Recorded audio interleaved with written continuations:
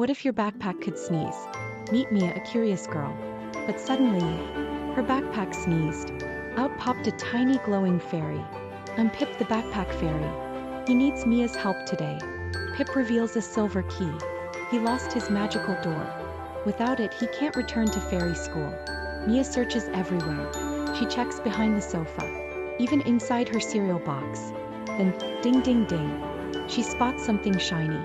It was Pip's fairy door. Max wagged his tail proudly. Pip placed the key in the door. A swirl of sparkles opened a tunnel.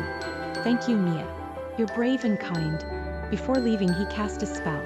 Mia's backpack became magically organized forever. Whenever it sneezed, Pip was saying hello.